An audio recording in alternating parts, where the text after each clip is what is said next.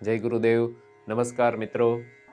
તો આજે આપણે ફરી બે પ્રકારના દારિદ્ર્ય યોગ વિશે કુંડલીના માધ્યમ દ્વારા જાણીએ.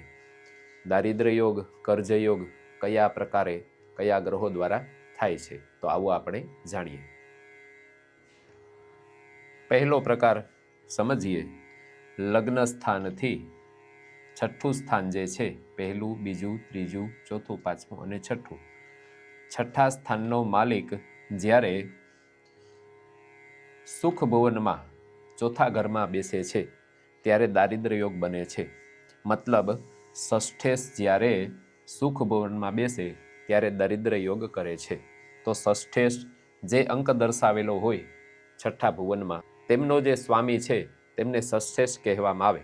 તો અહીં સમજવા માટે તુલા રાશિ છે, સાતમું સ્થાન છે, 7 અંક છે, તો તે તુલા રાશિ છે.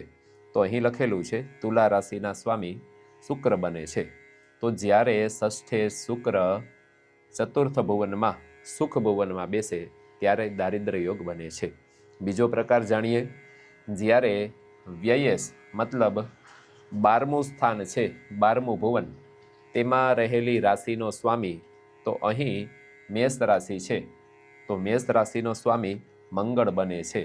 તો જ્યારે વ્યયેશ ધન ભુવનમાં બેસે ત્યારે પણ દારિદ્ર્ય યોગ કરે છે.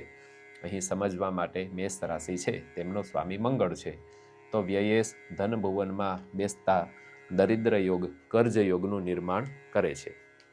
તો મિત્રો, આજે આપણે બે પ્રકારના દારિદ્ર્ય યોગ વિશે જાણ્યું.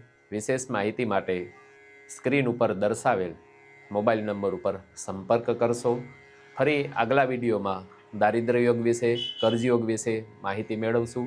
અસ્તુ. જય ગુરુદેવ.